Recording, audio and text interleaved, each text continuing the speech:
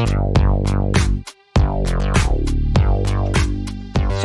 Volker, do you want to just say a little bit about how you and I came up with this as something that we thought would be fascinating to others, not just us? You've probably heard me make my joke that I got into acting class and claimed it's better than therapy. And I think that's kind of where it got started. And then Andrew shared with me material from a writing class where people are figuring out what makes for compelling stories and what are the ingredients that we look for to be entertained. And we realized that storytelling was, for thousands of years, the primary vehicle for learning. Yeah, oral history, that's how we as humans learned.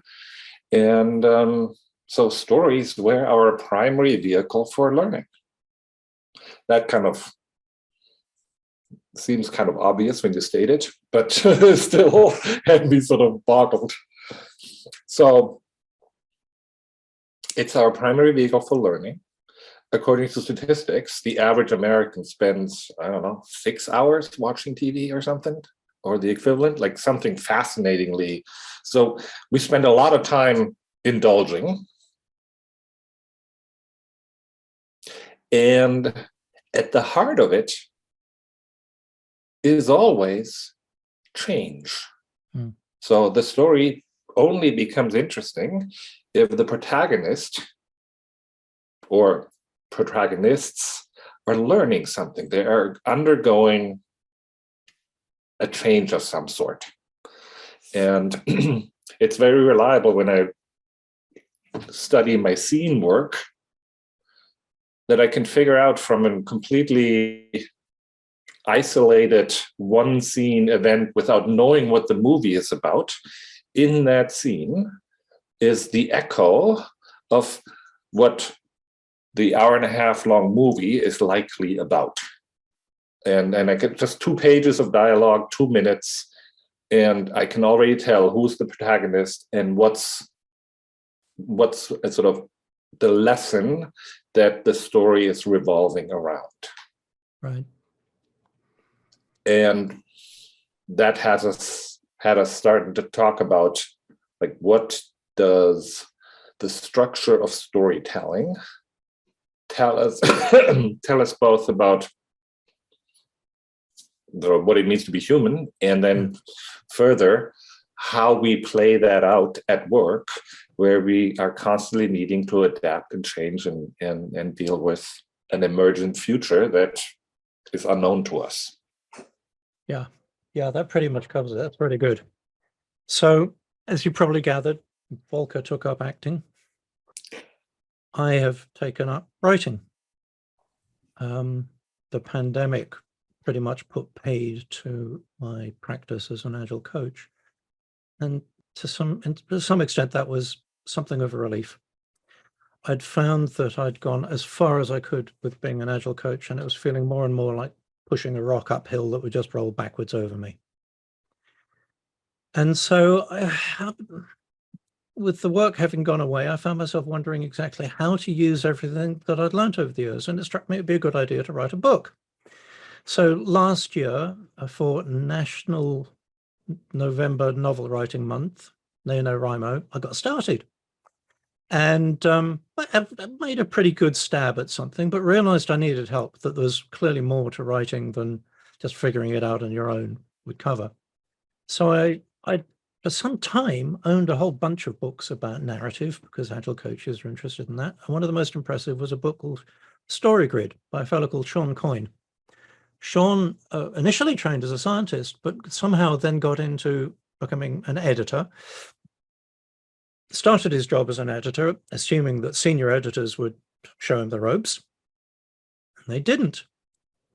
It was like, well, how do you do this job? They're like, well, you just know. You just know, my dear, it's an instinct.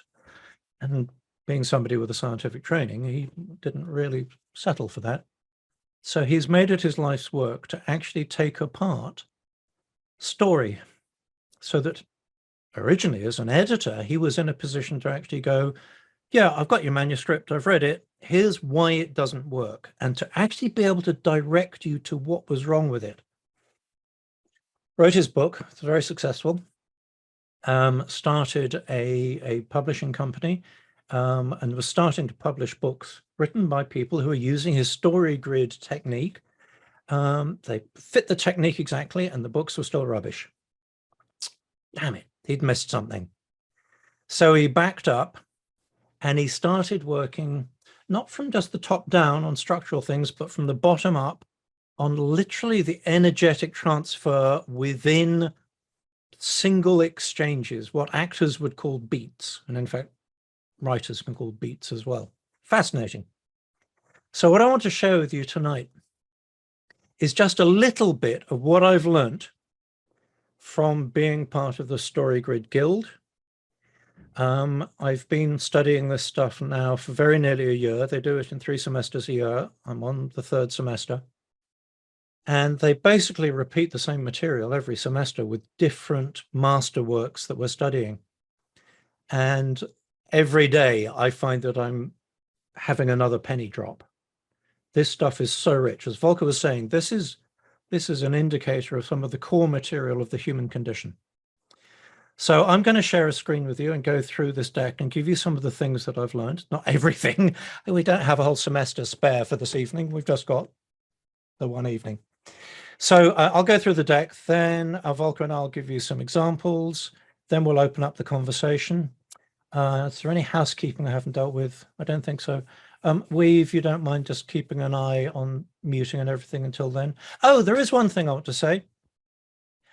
You may have noticed on the meetup page that we've started taking donations, and already a few of the Wisdom at Work community have slung some money in there, and I'm very grateful for that, because I've not been working for the last nearly 3 years, and there's expenses that need to be covered.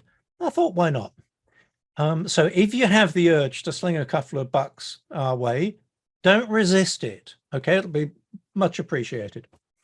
Right, and with that, I'm going to get into the material. I'm going to share a screen. You should any second now see a sort of orangey looking screen. Thumbs up if you can see it. Very good. So, story. Where did it all start? Well, we're all of us descended from primates. And even the earliest primates were capable of issuing some kind of hoot or a holler that means danger, a basic primate warning cry.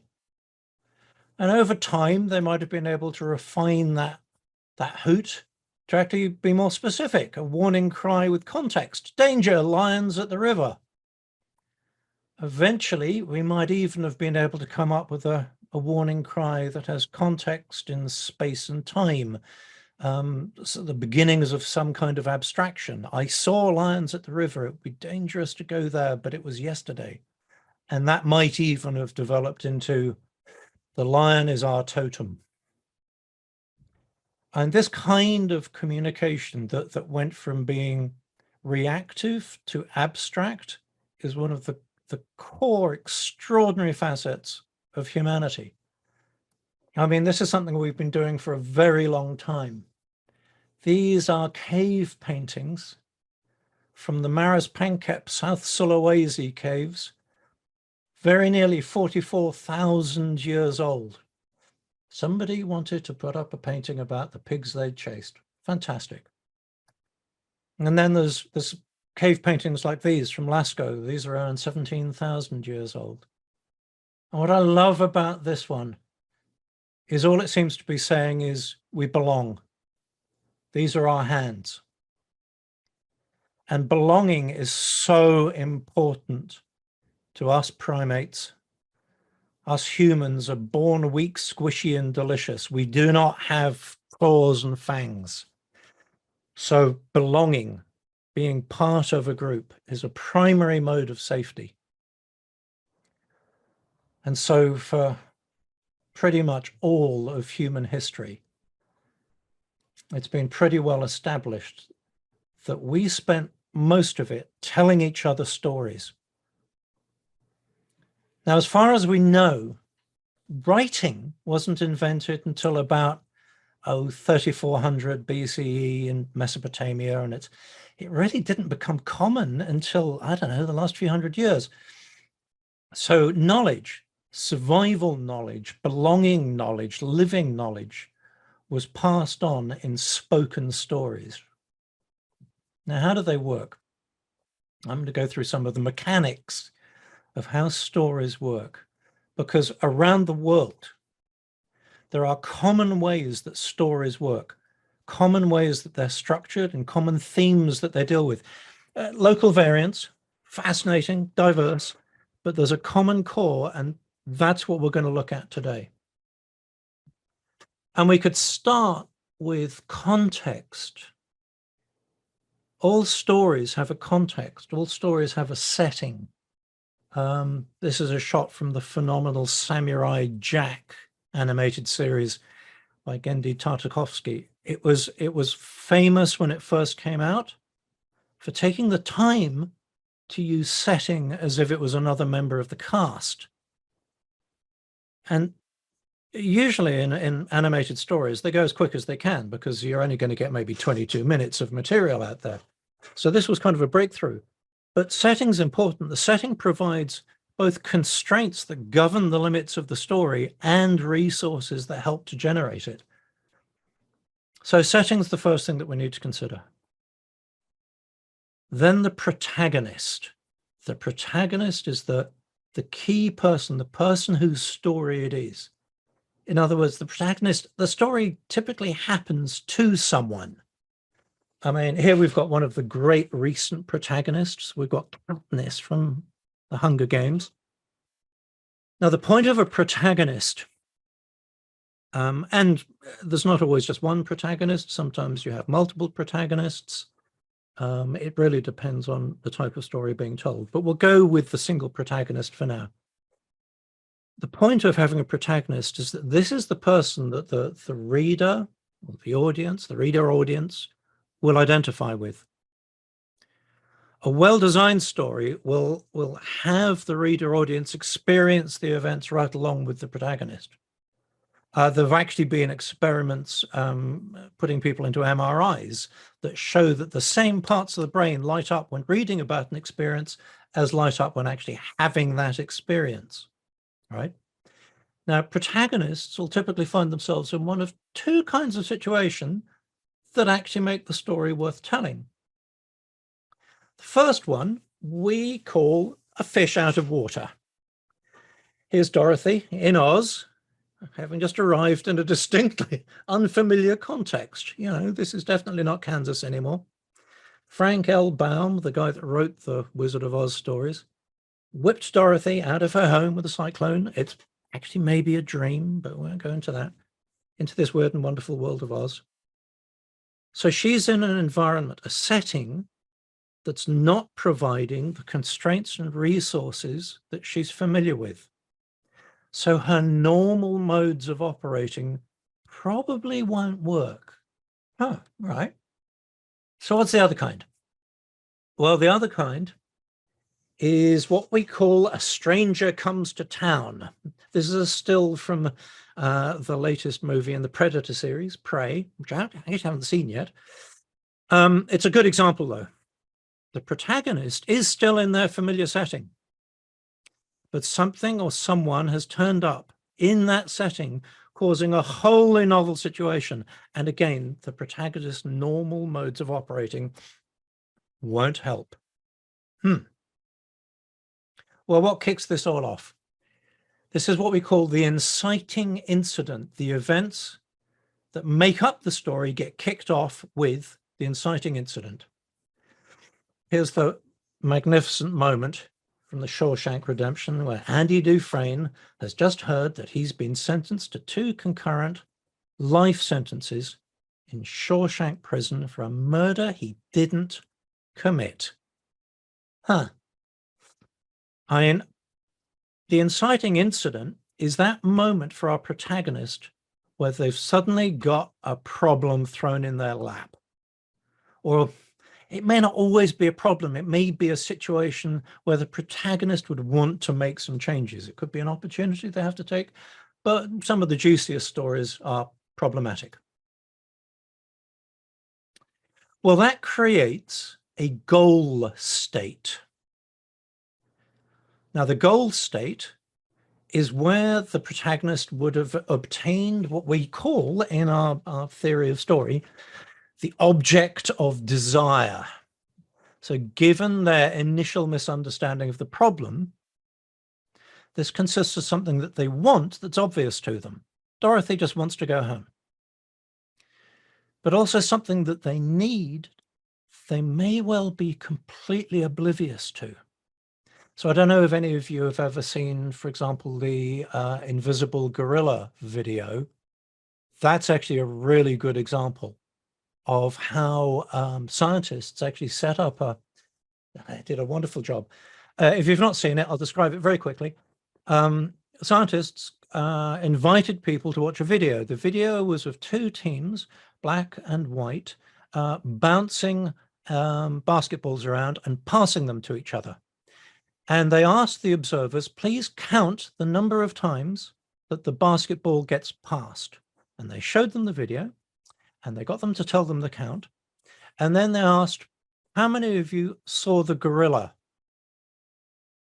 And a substantial number of the people who watched went, what do you mean, gorilla? And they showed them the video again, and yep, sure enough, there was someone in a gorilla suit that walked clean across, plain as day.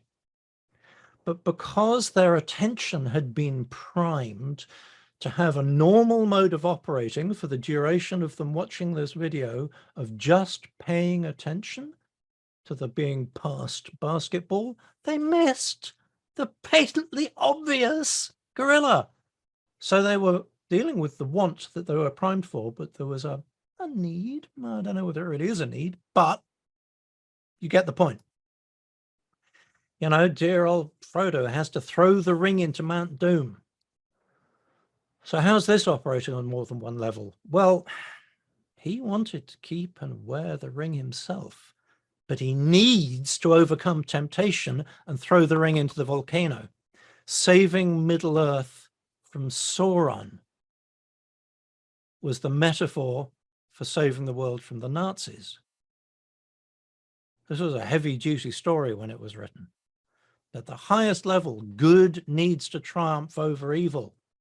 So that points to like a third level beyond want and need, the level of the core value of the story's payload. So let's just summarize this. Let's just summarize it. So let's say we're on the beach, right? There you are, lovely day. Oh no, there's a thunderstorm coming. We don't want our day spoiled, but we'll put an umbrella up, right? Well, that's not much of a story, right? Big deal. Because there's the catch. Now, the catch is that this actually isn't a simple problem. It's not a problem of put the umbrella up or not. You see, here's the situation. Our friend Bob at the beach here, he actually not noticed that he's standing right out in the open. So this might end up going very badly indeed. If he puts his umbrella up, he might just get zapped by lightning. Well, on the other hand, if he doesn't put his umbrella up, he's going to end up absolutely soaked. And this points to what actually makes a story a story. It needs to have what we call a double factor problem of either irreconcilable goods or a best bad choice. It's not something that you can just solve or not. It's not, oh, I've run out of milk, I'll go and buy some more milk, or, oh dear, there's no milk at the store.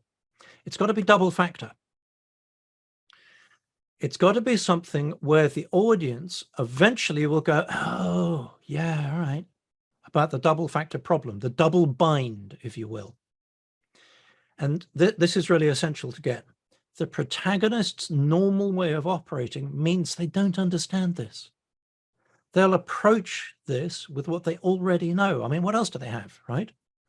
So, you know, in the Shawshank Redemption and his double factor problem was he had to somehow learn to accept his fate or lose his mind or life fighting it.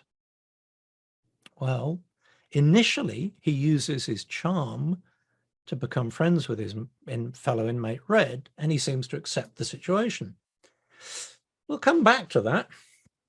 Now, there's a structure to how we actually go about solving the double factor problem. And we call this structure the 5 commandments, right? These are the 5 key points in any unit of story, regardless of the number of acts, scenes, chapters, whatever. If it's going to work, it needs these 5 points. So we've already touched on the first one, the inciting incident, right? When Andy got sentenced to life in the Shawshank prison for a murder he didn't commit, he either had to accept his fate or lose his life, right? Lose his mind, rather. Well, he appeared to accept his situation, right? So he was using his essential tactic, we call it, his default. His default was use his wits to get by. Charming, smart guy. And he used it in a series of what we call micro strategies that either fail or succeed to get what he wants, but they don't solve the double factor problem by actually supplying him with what he needs, right? Now, this brings us to the next essential moment, the turning point progressive complication. That's the moment where our protagonist goes, oh, I got it. He finally bumps up against the absolute obstacle, or a mentor figure explains something to him. Something has him go, oh, God, I get what I'm dealing with. In the Shawshank Redemption, it's actually the moment that another inmate, Tommy, actually tells him that he knows who did the original murder. Well, that brings us to the third essential point, the crisis. This is the moment where, finally understanding the double factor problem, our protagonist has to pick one way to go. They have to choose. So now that Andy understands the problem, well, his choice is to either appeal to the governor, who he knows to be corrupt, and he'll risk punishment if he does that, or stay quiet, which means he'll stay safe, but he'll serve a known to be unjust sentence. So this leads us to the fourth, the climax, when he acts on his choice. Now, in the movie, he appealed. And the fifth of the 5 commandments is the resolution, where you see the outcome of the choice, and you're often shown the impact of the choice not taken. And in the Shawshank Redemption, sure enough, he gets punished. Tommy gets murdered to save the governor's face. But then, well, I won't tell you how it works out because there's a lovely twist. And if you haven't seen the Shawshank Redemption, it'll spoil it. But there's actually a beautiful twist right in there. So anyhow, these are the 5 commandments, right? Now, that's great. That's the structure. But Volker kind of hinted at something in his little introduction about where stories come from and why we have specific kinds of stories. And why we do, well, this is what genre is all about. So the guy who's been behind all of the stuff I've been learning all year is Sean Coyne, came up with this infographic, the 5-leaf genre infographic. I could spend a couple of days going through this in detail, but I'm actually going to zoom in particular on the content genre. You see there's 5 kinds of genre here. Content genre is what you usually think of as genre, right? You know, war story, Western, whatever. There's also on here the structures, like the kind of arc plot, mini plot, anti-plot. I won't go into those right now. Ask me later if you're interested. The time of the genre, that means both the length of the piece of work, is it a short story or an episode, and the time experienced by the protagonist. Then we've got the kind of reality. Is it factual? Is it realistic? Is it a fantasy? Whatever. And then the style, drama, comedy, documentary, blah, blah, blah, blah, blah. But what we're going to look at in a little bit more detail is this view on genre. Now, down the left-hand side, we have a list of genres. And at the top, we have what we call the internal genres. And by internal, what we mean by that is what happens in one of these genres typically involves a change that's going on inside somebody's head. And we'll go into that in a little bit more detail in a minute. Then we have the external genres where there's action going on. All of these map across to core human values. Well, this is where it starts to get interesting. And it was when I was talking about this with Volker that he and I started to look at each other and go, wait a cotton picking moment. This is the stuff that we deal with as coaches. And what's really interesting, and this is one of the extraordinary things that Sean Coyne's accomplished, he's mapped all of this onto Maslow's hierarchy of needs. And as you can see, these internal genres map roughly onto the top of the hierarchy. Self-transcendence, self-actualization, esteem, as both self-esteem and third-party esteem. And the external genres map onto roughly the bottom of it. There's a little overlap through esteem, but love and intimacy, all of the safety, different kinds of safety, and the physiological, the raw basics. I mean, right down there at the bottom, action genres are about life and death. Your protagonist is either at risk of death themselves or is trying to protect others from some hideous death caused by some dreadful villain, right? Now, I'm going to simplify that into this grid, and I'll share a copy of this stuff with you shortly so that you've got it as a reference when we have a conversation. We could spend months, I have spent months going over all of these. So tonight, what we're going to do is just pay attention to the ones that we think apply in the workplace. Now, a typical double factor problem in the workspace would be something like, oh, we've been hired for our expertise, by which I mean our assumed agency, our ability to act. We're hired for that, right? But the trouble is that most modern work, certainly knowledge work, tech work, is unknowable ahead of time. It's complex, it's emergent, by its very nature, we really can't know for sure how we're going to work with it. So that gives us a double factor problem. On one hand, we could act without knowing, risk failure, but appear certain, productive, you know, the phenomenon of being busy. On the other hand, maybe we have some courage and we're willing to admit uncertainty, experiment, maybe make process, but actually kind of reveal the man behind the curtain that, you know, when it's complex and emergent, we often don't really know what we're doing. A bit scary. Now, where does this map? Well, is it part of a status genre where the human needs are esteem, self-respect, third-party validation, and that those are addressed by a shift in the core values of either success versus failure, or power versus impotence, or respect versus shame? Well, we could also expand that to include morality and worldview. Morality, the human needs there are self-transcendence, actually being bigger than you were before. The core value is altruism through selfishness, right? Or worldview, self-actualization, actually becoming someone with an expanded view on the world. The core value ranges from wisdom through to ignorance.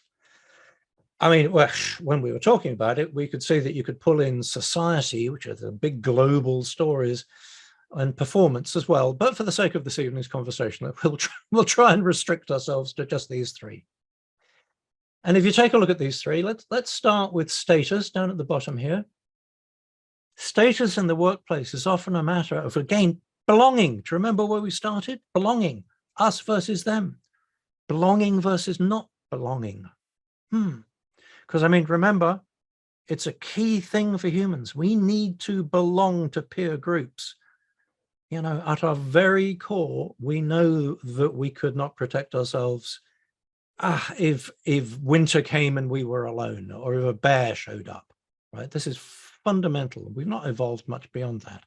So anything that actually to us would potentially dent our esteem, ooh, that's not good.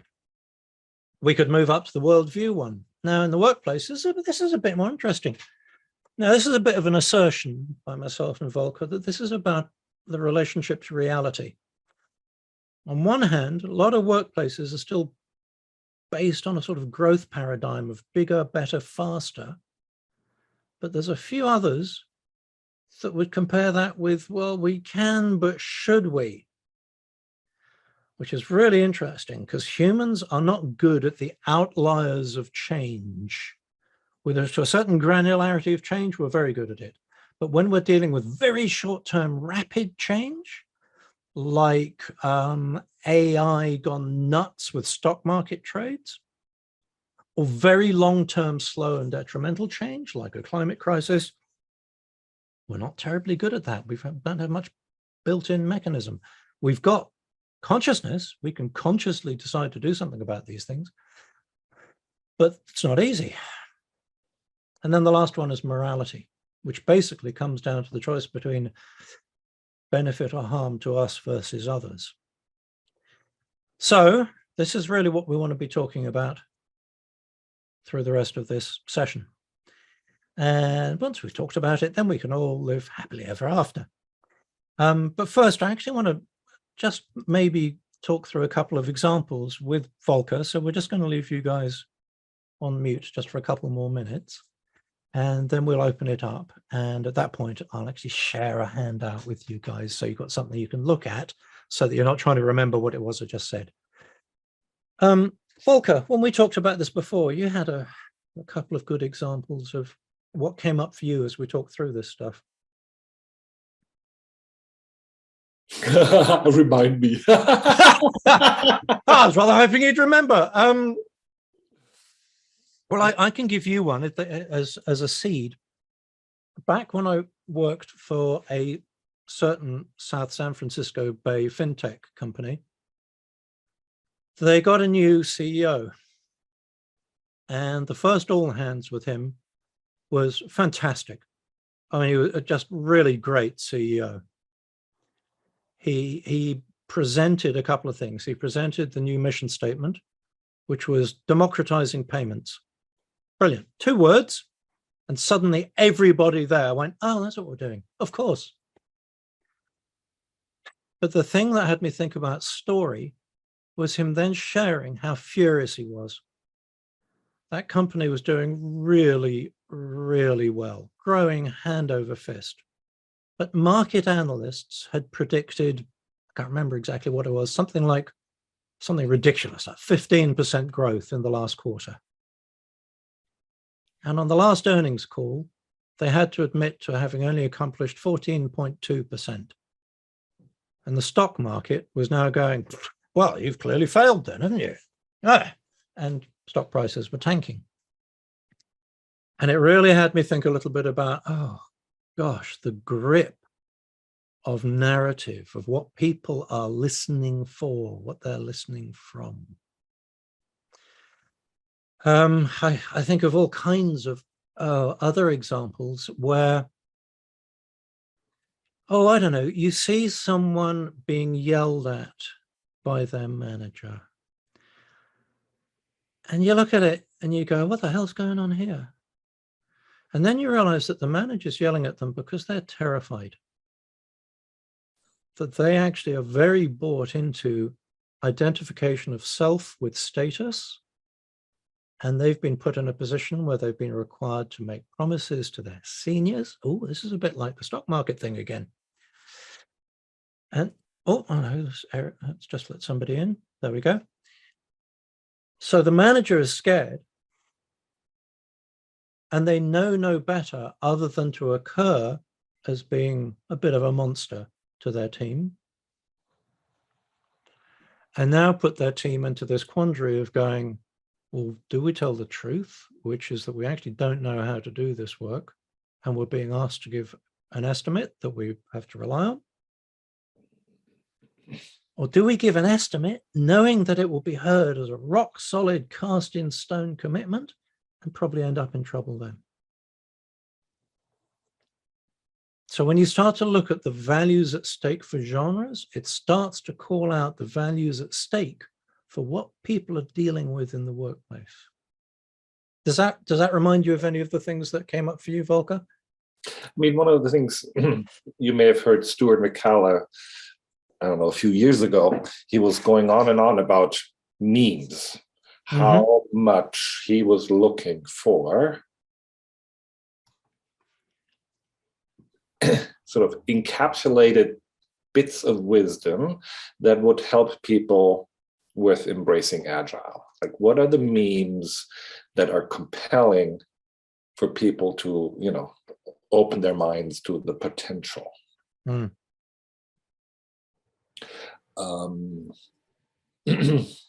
also in a position where I often talk to multiple managers in the same organization, and it is stunning what different stories they tell about work and what it's like to work there and what it takes to do well. And as a coach, I mean, that's all, then it's all like, you know, in that cognitive behavioral therapy approach, yeah, what are the stories and what kind of behaviors follow from the story? Would you say that when you see the different stories coming from people, now thinking about it in this way, that you can actually see that they're probably framing them for themselves inside different sets of values at stake? Or the same value at stake, but a different choice. But a different choice. They want to justify this choice over that, or however they, I mean, in a double factor problem, it's, I mean, in drama, they go to extremes, but in everyday life, we probably, you know, depending on the day of the week, go one direction or the other. Yeah. I've just shared a 2-page document with everybody. It has on the first page the 5 genre infographic as a nice reference, but on the second page it's got a slightly different version of the story grid, genre, values and need based on Maslow's hierarchy of needs. Oh, and I remember we were talking about constellations. Oh yes. And how the sort of the 3 underlying principles that govern systemic group behavior is belonging, something about status. So in the context of families, respecting your elders.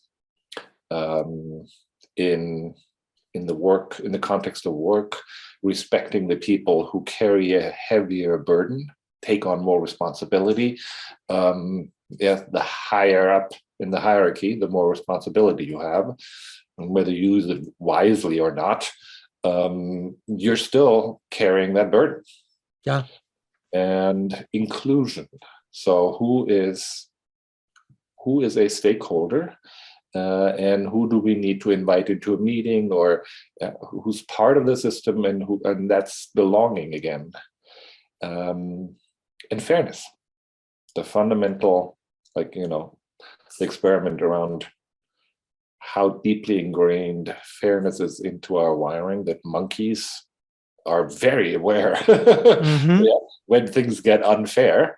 And we have that is not, so the argument being, it's not a neocortex function where we do judgment, ethics, and so forth. It's actually a wired nervous system function that we share with monkeys who don't have a neocortex. Yeah. And so it's not as highfalutin. No. As we believe. Yeah, it doesn't require all that wetware, and becomes very basic. Yeah. And I think it's reasonable to assume that if I ask for hands up, anybody here that's not human, actually no, with this lot there'd probably be 1 or 2, but anyhow. And I just saw we just pinged something very neat into chat. It's all the letters in the SCARF model. For those of you who don't know, the SCARF model is status, certainty, autonomy, relatedness, and fairness. And you could map all of those into these core values with a slight rephrasing. So let's have a look at chat. And if anybody wants to come off mute now and join in with the conversation, please, more than welcome. Joe was remembering Brando saying, yes, apocalypse now. Gosh, wow, that's a story. By the way, did anybody see last night's House of Dragon? Please don't spoil it. Okay. That was going to be my next question. Is anybody who wants to see it not seen it yet? Because I was going to give a marvelous double factor problem moment that showed up in it. So I won't, because that would spoil it.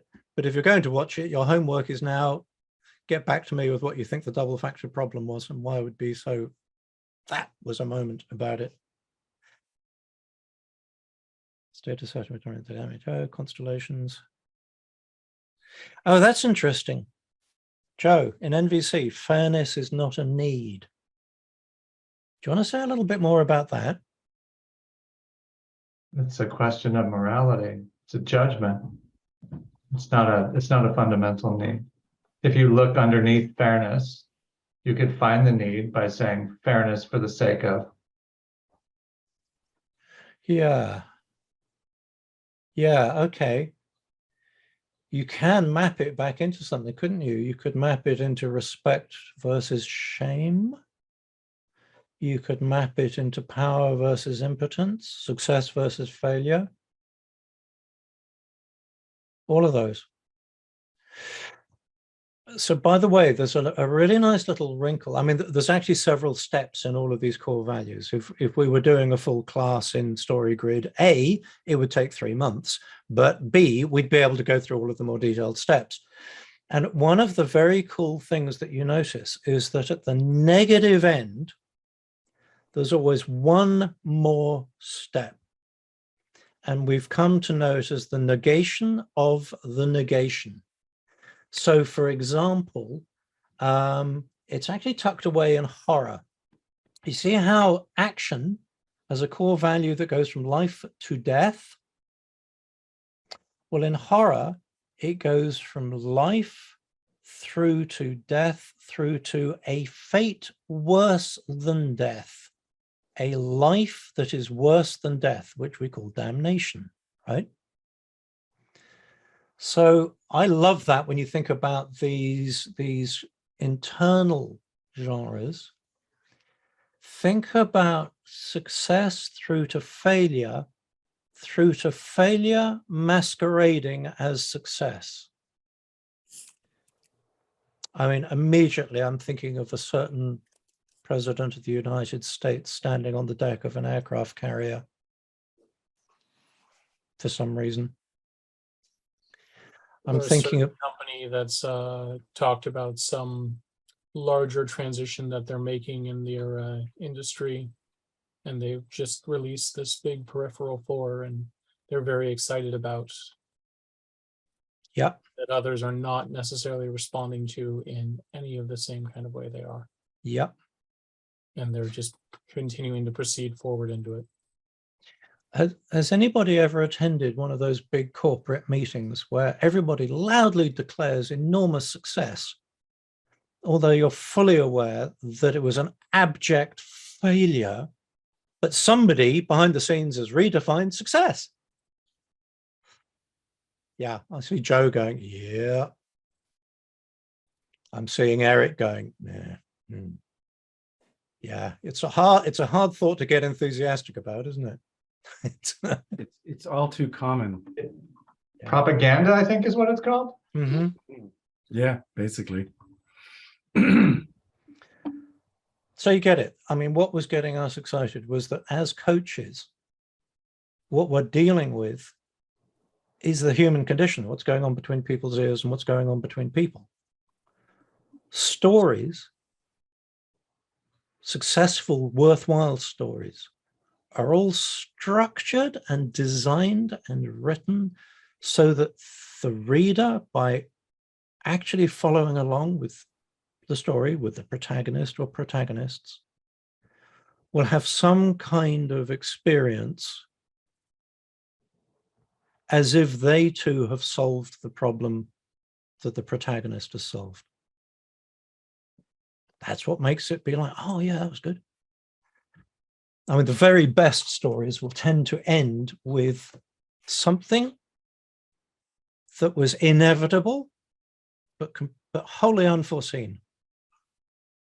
And that will be one of the best things for, you know, the thing you tuck away for later. And it will be not necessarily as a direct lesson. It will be as a structure of a lesson, a pattern you can come back to, right? Humans are brilliant pattern matching machines. And that's kind of the point. That what I'm sort of hinting at with this material tonight is some of the absolutely fundamental patterns of human experience. Andrew, I might be swinging the sledgehammer tonight. I respect that. Yeah, do. But these stories that are being investigated and that are being presented in this particular story structure, how much of these are stories that have been shaped by, or our understanding of what a story should be has been shaped by a larger historical imperative and narrative of destroying cultural, of acts of cultural genocide that snipped a great deal of story structures that we are not commonly associating with? Yeah, that's a really good question. It's one of the reasons why I really like the work that Sean's doing. There's been a lot of actually maybe here is sort of a point where to have a good model, and we're talking here about a model of what makes a story. All models are wrong and some are useful. So I think the claim or the proof of usefulness as in the degree of universality, I don't know to what degree you want to get into that. I feel like that's directly coming against and neglecting the point that's being made. Let me throw something sorry, into, then into I didn't understand your point. Yeah. Now let me throw something in there. There's a really interesting article that I can share with you that was written by an angry Asian American author. And she wrote this article to list many story structures. A lot of them Asian, in particular one called Kisho Tenketsu, which is a story structure without conflict. It's lovely. I might even give you a little example of it because it's so lovely. And she was basically going, look, ever since that arsehole Aristotle, it's been a series of old white Western guys stealing ideas off each other, crushing other people's ideas, not attributing properly. I mean, the worst of them was bloody Joseph Campbell with his hero's journey. God, don't get me started. And she made a very impassioned argument for the extent to which our idea of the structure of story is basically patriarchal empire residue. And I'm actually really clear that this is one of the things that Sean Coyne picked up on. In fact, there's a class he does in what he calls the heroic journey 2.0, where he's done a lot of work to actually go, no, look, there is a universal structure. And there are very specific examples that are outliers that look really weird. There's a very strange structure that is specific and only for stories that Indian widows tell to each other. Ooh, right? But I think that he's onto something of going, look, there is this model. And one of the points that actually I should have made this point earlier. When it comes to using this for story, why he put this work together and why it's taught is so that both editors and writers, if they find that their story just isn't working, can do something about it. If you write a story and it works and it doesn't follow this structure, good for you. Good for you. But you're absolutely right that there is a history of interpretation through cultural lenses where those interpreting are only really seeing what they want to see. And went out of their way to burn the books of those that they didn't approve of. And that didn't carry forward then into history. Yeah. I mean, that said, there are many that have carried forward into history that are radically different. Mm-hmm. Now, I was talking about this with Volker beforehand. What I haven't done yet, and I actually want to ping the people in StoryGrid to see if anybody else has, is to go, look, if you do a really close reading of something with a different nominal structure, do we still find that the 5 commandments apply? Because, for example, one of the things about the 5 commandments is that they actually apply at any level of granularity. To keep a story moving, it even comes right the way down to a beat, which is a single input and output. Somebody does something which causes a reaction in somebody else, action and reaction.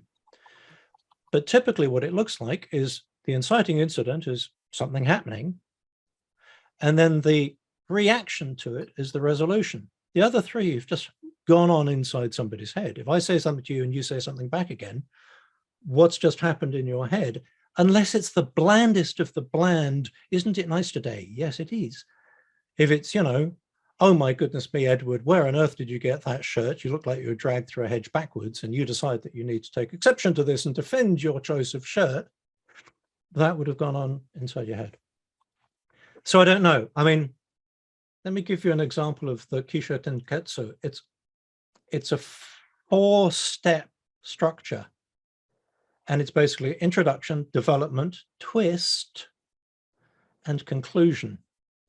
And the example I've got here is just gorgeous. It's from a little poem. Daughters of Itoya in the Homanchi of Osaka. The elder daughter is 16 and the younger one is 14. Throughout history, generals killed the enemy with bows and arrows. The daughters of Itoya kill with their eyes. Ooh. If any of you have ever watched any of Hayao Miyazaki's movies like Spirited Away, it follows this Kisho Kentetsu structure. Your Name is a wonderful, wonderful anime that follows this structure. I challenge you to watch it and not need a tissue by the end of it. It's just stunning. But back to the workplace. I know that we have people here whose work life has a very large portion of paying attention to the work of others, paying attention to the work itself, not just doing the work, but paying attention to it. Is there anything that you've heard about genre and story that might now help you to see some of the things that you're seeing at work in a different light?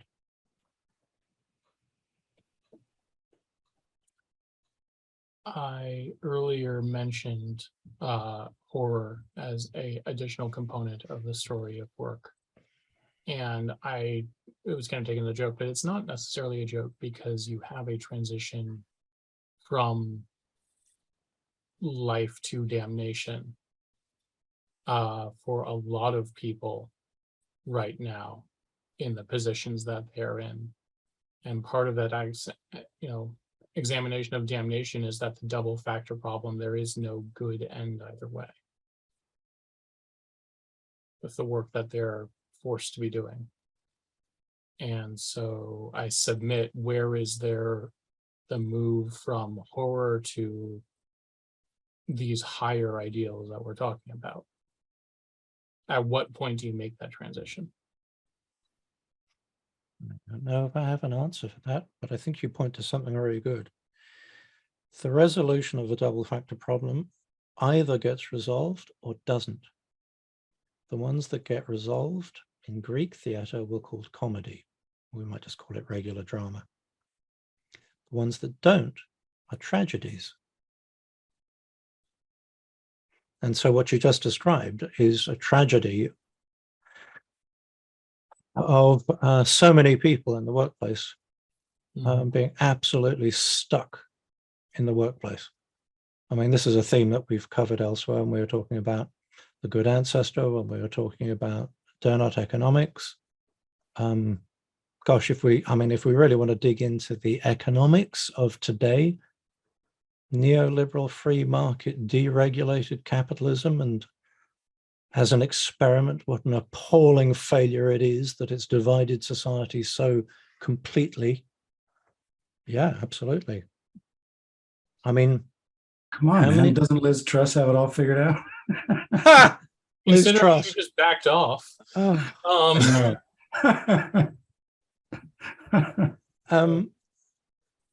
God, what's his name? Is it Robert Reich? I can't remember his name, but I saw an article carefully, closely argued that basically said Liz Truss is the Manchurian candidate, groomed for years by special interest and maneuvered to be in exactly the right point to be pushed forward and do what she just did. Oh, God. And here I thought she was just Boris Johnson with a dictionary and better hair. No, she's a fourth form hallway monitor with a chip on her shoulder. Yeah. Of course, I'd never say that. I mean, that's really rude. It's a terrible thing to say. No, I've asked many people. You just did. We are recording, Andrew. Yeah, and you can quote me. I started it. Sorry. I was just thinking about, the stories we tell ourselves in our head, right? Like, and if you've ever worked on something you're really proud of, the story you tell yourself is, wow, I do really good work. I work on something I really care about, that, that I can point at and go, hey, look, I helped make that. And then what it feels like when it's not true. Yes. And I've asked probably thousands of people this question. I always ask, at what stage do we tend to compromise on quality of work? And we're like, oh, at the end. Always at the end. And I said, isn't it ironic that if you ask somebody at the beginning, hey, when things don't work out the way we thought they were going to, because, they never do. And we all know it. We all behave like it doesn't work that way, but we all know that it does. And ask them at the beginning and say, hey, we get into trouble later, we're going to reduce the quality of the outcome. If you ask that at the beginning, I think you'd get a very different response that you get when you're in now it's too late to do anything else mode. Yeah. Is that so we have this weird psychosis of a story that exists in many organizations, where they ask for the impossible, we agree to the impossible, knowing it's not going to work that way anyway. It's like a collective psychosis, and then we just wait to see how it plays out, knowing exactly how it's going, not exactly how it's going to play out in detail, but we know how it's going to play out in the rough sketches, right? Yeah. Is that potentially what we're seeing an advance of quiet quitting towards a understanding of the constraints of quality? I have a feeling it's definitely an element of it. To me, quiet quitting is, doing work you're getting paid for. Yeah. I always thought it was a bad branding. It's like defund the police, it just doesn't really convey the real message properly. Quiet quitting, do get paid for your work. That sounds about right to me. But yeah, I think it is. I think it is kind of that, stop abusing us in all these different ways. And it also means not promising to accomplish the impossible. Ain't gonna happen anyway. That's the thing. If somebody says, I want a unicorn on January 1st, and they come back and say, we can give you a donkey, then you can paint it white, you can glue a horn on it. It's a donkey. Yeah. You can even give it legs. Excellent. Well, isn't that that's a good double factor problem, isn't it? I mean, we've all dealt with, what do you call them, watermelon projects, green on the outside, red on the inside. And, all the way through, people are claiming it's green, it's fine, it's green, it's fine, until right at the end when they go, yeah, it's not fine. Sorry, thread. And you know that they've been facing a You were- double factor problem, you know. Yeah, when you were talking about double factor problems at work, I was thinking about the dilemma of having the courage Yeah. to name that problem out loud at work, and what happens when you do, because often it's some environments, it's you know, it could be at least job ending, probably not Yes. career ending.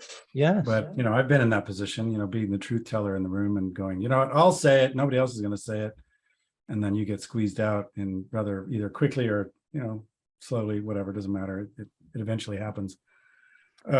As I got older, I learned to avoid those environments, but Yeah.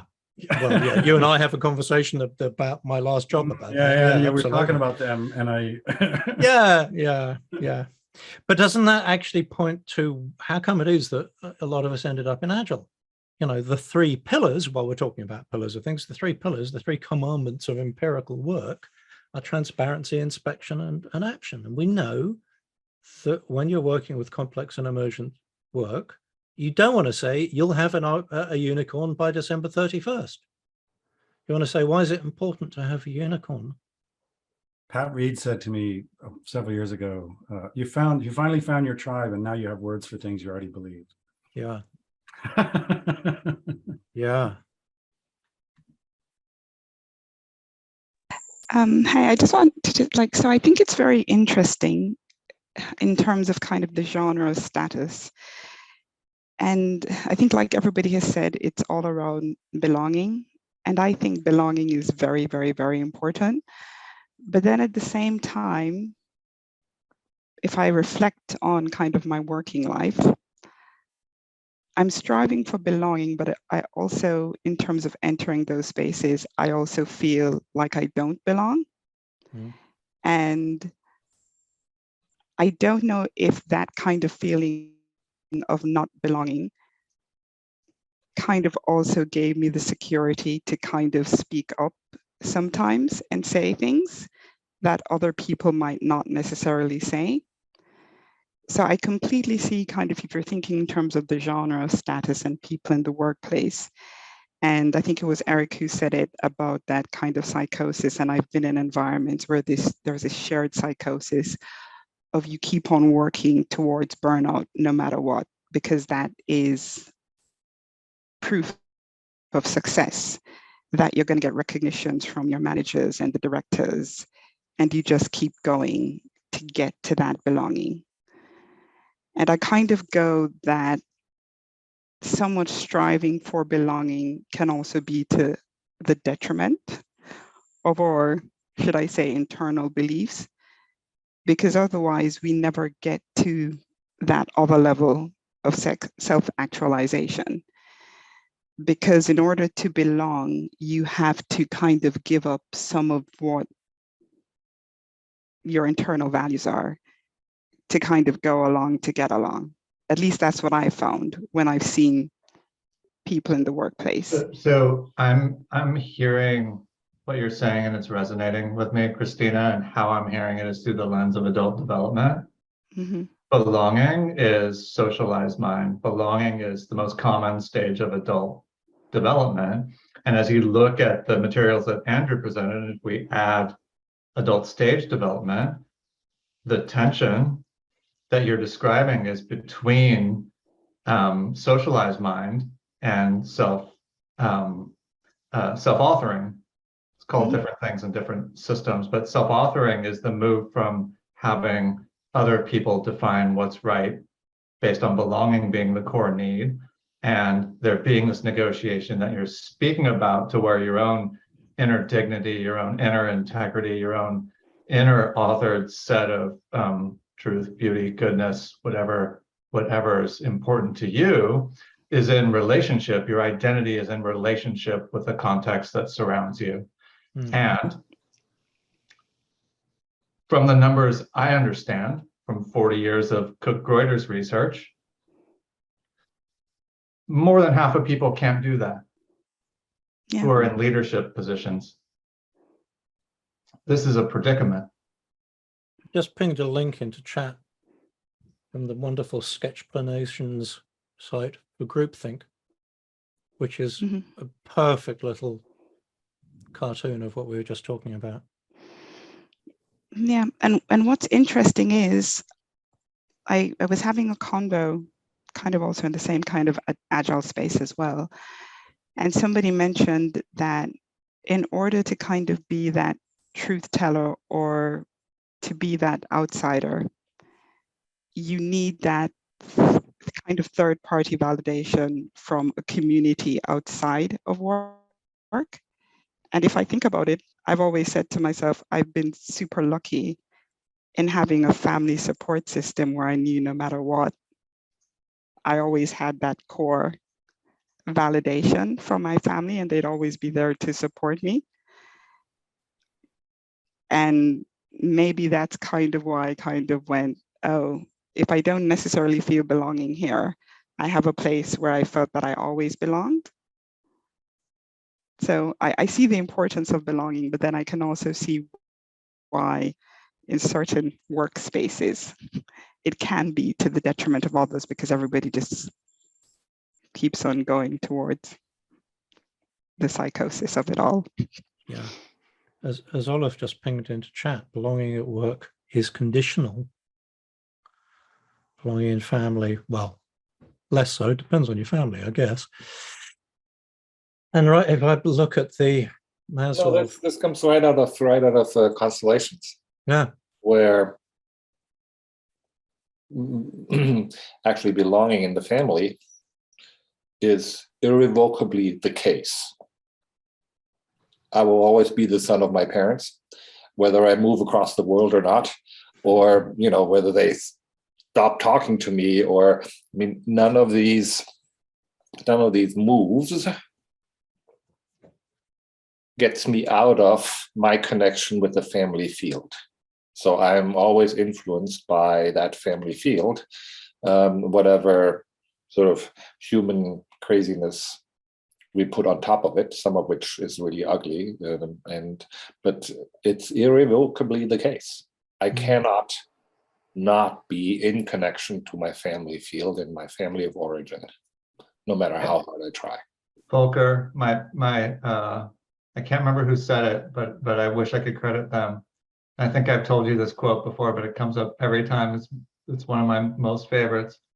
Every day is bring your family to work day. I take credit for that one.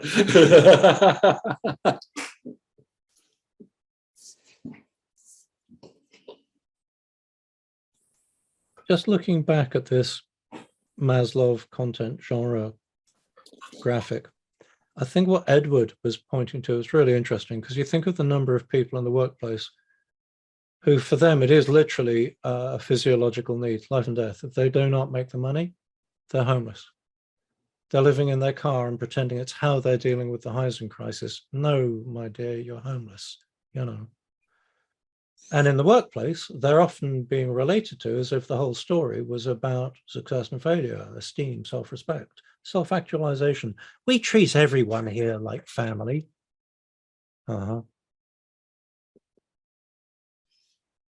That's the story you tell yourself.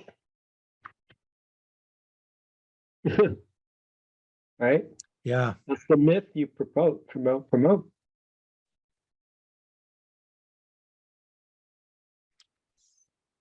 I'm curious about this particular point at the risk of diverging, and I'm happy to put a pin in it.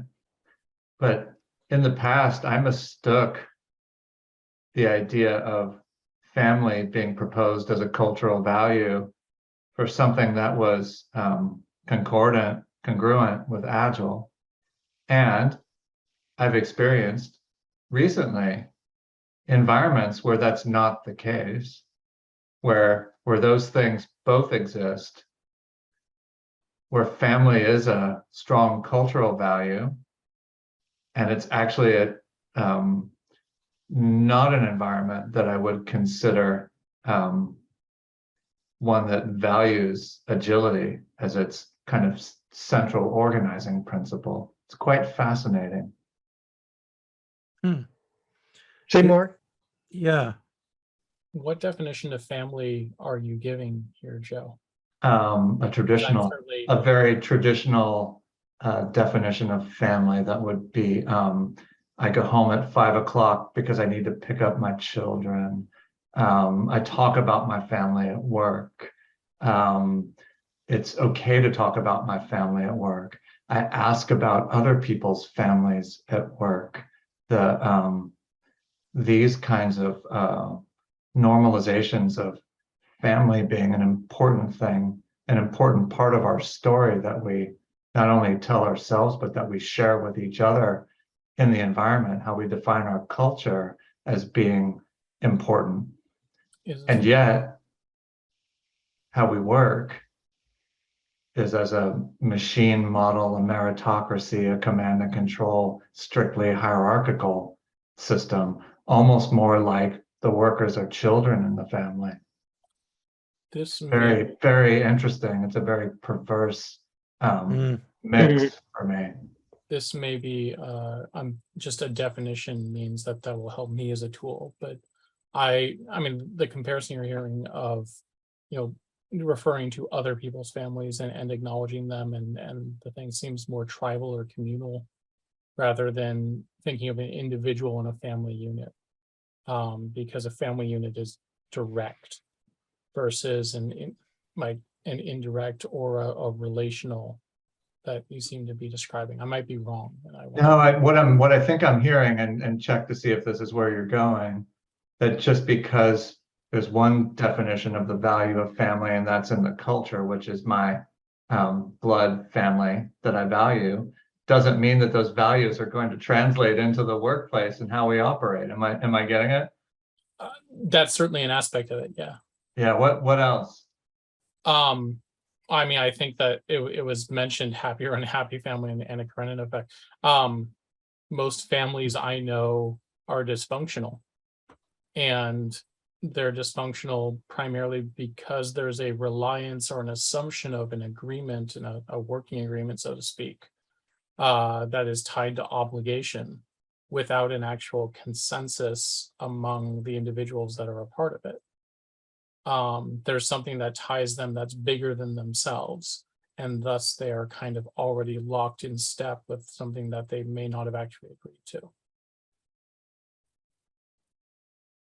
Eric, Eric's saying things on mute, and it looks great. If all families are dysfunctional, what is functional? I said most family. I know. I know, but I think the opposite. I haven't seen. I don't know what functional looks like, so I use the word all instead of most. I was going to say, hands up anybody that's ever met a functional family. Oh, I have met functional families. They are not my own. Do they present as functional families? How can you be sure? Pretty boring, though, I'll tell you that. No, just kidding. Well, I was going to say, if they're boring, is it because they don't have conflict, and it's because they don't have conflict that we associate that they're boring? Huh. Isn't that interesting? No, that's a judgment. I mean, I'm joking. I mean, that's a judgment too when we say somebody's boring, Yeah, it's funny because I always have the thing that I don't think there are functional families out there. And I think it's just because of that belonging no matter what, that also kind of creates this crazy dynamic of no matter what, you will keep on butting heads. Because of how much you supposedly love each other. Yeah.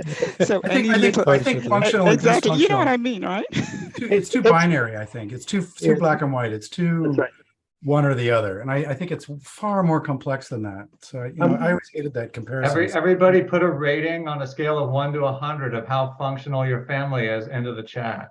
We'll probably get 15 different answers. I'm going to channel Ed too. Well, I don't know what functional is, so it's hard to say. Exactly. Like that is a cultural judgment, right? That is very, there's a bias inherent. It's like saying IQ, right? Against whose standard are you judging? It's very linear thinking, and it's awfully narrow, And this is the complaint against like developmental stages as well.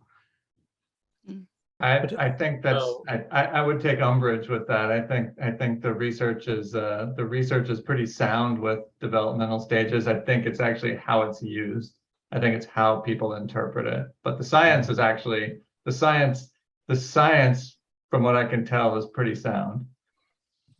So if we pull that forward, if it's not linear, how do we apply that back to work? If work is necessarily nonlinear, or preferred to be nonlinear, or understood to be nonlinear, but we approach it as if it is linear, and that's where we have conflict. Again, it's. I think Volker was bringing it up, right? Where you say all models are broken. Say that again. Or what? The whole, what's his name? Was it Albert Box? All models are broken, some are useful. Oh, George P. Box. Yeah. Yes. George P. That's right. Yes. I don't know what the P stands for. We should probably look that up. So something just to consider. I mean, we were kidding around about functional versus dysfunctional families, but it's almost as if there is some kind of default set of something that we would label as functional. And if we found ourselves in a situation where that default set didn't work, we'd have a story, right? We'd be presented with a situation where we might keep trying to use our defaults until they fail and we finally understand who it is that we're dealing with and deal with it. And I think it's kind of the same thing at work. How many of you started your first job actually kind of excited to use your qualifications? And then you're going to be working with professionals and you had a shining career path ahead of you. And over time, you find that all of this stuff that you thought was like the default isn't working. That's right. Horror. Oh God, within the first month of my first job out of school, it was absolutely deflating. In fact, I remember going to my first manager and having all these great ideas about, oh, we should do this and that and the other and da da da. And she just looked at me and she goes, "Don't worry, you'll get over it." I was saying to somebody the other day, I think one of the reasons that I am the guy I am is that I had that moment, age 12, in the dining hall at school, daydreaming about my future. You know, I'm in this form, then I'll be in that form, then I'll be in the sixth form, then I'll be a prefect, then I'll be a teacher, then I'll be the headmaster, then I'll be a member of parliament, then I'll be the prime minister, then I'll be the king. Wait, no, that's not how it's going to work. How's it going to work? And I realized that I was being groomed for a life of working for other people. I was like, well, that's not right. That's really? And that's actually been a fundamental for me ever since. And I'm very aware that that internal default of relating to the world as if it should, there's a lovely little word, it should not be about work. Life should not be about work. And yet, where does that story map in your matrix? I haven't or quite does yet. It map to the matrix? Well, I think it does, that in as much as I regularly have turning point progressive complications where I have another moment of going, oh, that's what I'm dealing with. God damn it. Right, well, I see what the problem is now, you know. I'm looking for Plato's cave in the map. Where would Plato's cave fit in? Oh, like, think the Matrix. Think the Matrix guy. No, he's another asshole white patriarch. Sorry, you know, that's where. I think it's funny. Sorry, though. Go ahead. No, go I ahead. was saying, I think it's funny in terms of, we were talking about what functional looks like, and what you were talking about, Andrew, in terms of like mapping what your life is or what it would look like. I think a lot of us, we start off in this idea that, oh, your career is going to be this way, and you believe that. For me, the functional part of it is that, oh, it's really a meritocracy.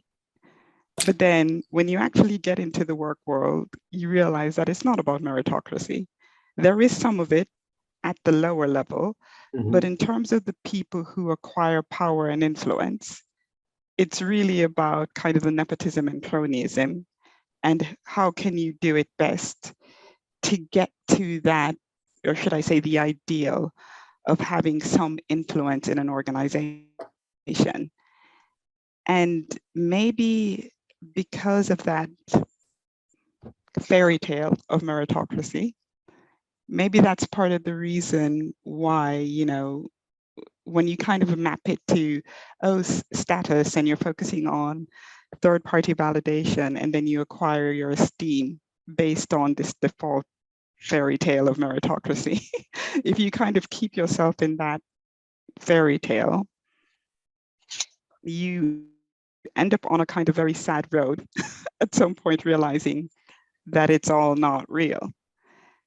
Yes, unless you figure out how to play the game a lot earlier. That's why I'm no longer an agile coach. Mm-hmm. I mean, to be very, very cynical, I now find myself thinking anybody who actually wants to be in a leadership position is probably a sociopath who should be immediately denied ever having that leadership position. In personal coaching, I've now taken to challenging people by saying, what on earth is it that would have you think that you should have a purpose in life? Because in my opinion, that whole story of having a purpose in life is entirely part of the con of meritocracy, that if you just work out your purpose, you can get better and better at fulfilling it, and you'll get ahead, and you'll be busy paying attention to that while actually you're making somebody else's life better than yours. Not because you want to, not because you're a kind and loving soul. But if you don't, it's your fault. Yeah, and if you don't, it's your fault. Yes, thank you. Yes. Wow. I actually have to step away for just a second, guys. I will be back in a moment. Earlier, I was sort of musing how much of what we call problem solving or solutioning or so is really telling stories of success, or we tried this, or this didn't work, or it worked over there, or yeah. I'm thinking how much of it, there's a fine line between that and suffering, right? And I wouldn't call that trauma, but I'm trying to change my vocabulary. You could get all like, you could use dukkha instead if you want to use the exactly right. So I'm going to say dukkha and suffering, right? So we suffer in a way, and there's a narrative that follows that suffering. We didn't just happen upon it. There's a journey that we go through, and we tell ourselves a story. Oh, it was because I shouldn't have made that bet, or I shouldn't have gotten to this field. How do I end up in this field and I end up in this story? There's a story, like when somebody recalls, like when we coach people, story comes up heavily, narrative comes up heavily. I did this different, and then I did that, and then so on. Someone said this to me, and I got so angry, I lashed back at them, and blah, blah, blah, blah, blah, blah, blah. And the danger of this is also that, I mean, there's a utility to the story, right? But then there's the danger of that you tell the story too many times, it also reinforces itself. Yeah, the story could have changed, but the story has stuck. The story is stuck. And people know, it's been proven that people's memory is fungible, right? People's memory shifts to tell whatever they want, or to whatever they want to tell. And this is very slippery, right? Because I always loved that the story that, you know, that our CTO had a wonderful success 7 years ago, and everything they do must be absolutely marvelous because of it. Right. And then there's this, like, I'm reading this book as part of a course right now about ethics. How much, like, the double bind that Andrew brought up earlier, part of StoryGrid, is so closely aligned with ethics. Because ethics between black and white, that's easy, right? Ethics between consequences in following a moral value between two rights or two wrongs, right? That double bind that we find ourselves in. A lot of times leadership is put exactly in that situation where it's a no-win situation. Like there's a story to go with it. It's like when we vote. Yeah. Well, that was kind of what I was thinking of when I was quoting the South Bay FinTech company and the poor CEO's position. You know, how do you make a promise to the stock market when you know you may not be able to meet that promise and you will be judged for it. Well, you could say Facebook even, right? Facebook wants to connect everybody, wants everybody to have free speech, and then look at what happened. Well, absolutely. I mean, that's what I was talking about when it comes to having no awareness of one of the extremes of change. Facebook are really barely taking any responsibility at all for having been the primary platform used to cause all kinds of social dysfunction over the last however long it is. And they've just spent $15 billion on noodling around with the metaverse. Now. They have They have legs. I know. Well Legs. done. Yeah. What did they turn it on, Andrew? I'm sorry, I didn't hear. The metaverse. This whole right. big idea of we can all move into Second Life 2.0. Second Life 2.0. And somebody was telling me about how there's an acronym that runs around Facebook. He couldn't remember exactly what it was. That basically stands for just do whatever Mark wants. Oh. Where's the ethics in that? Where's the ethics in that? I've heard that. Make Mark happy. Make Mark happy. There you go. That's what. There you are. MMH. Yeah, that's it. Yes, I'm reading Val's comment. Yeah, it's a polarity. Two competing needs. Yeah. Yeah, I got to meet Jaron Lanier years ago. Right. But can I, in terms of when we think about it in the work world, right?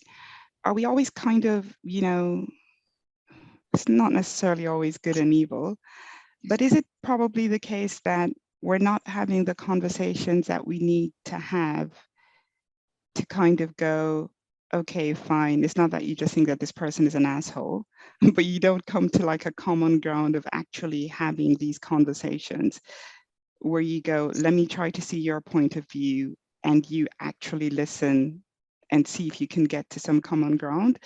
Because when I think about it, I like all of the stories and the movies and shows that I watch.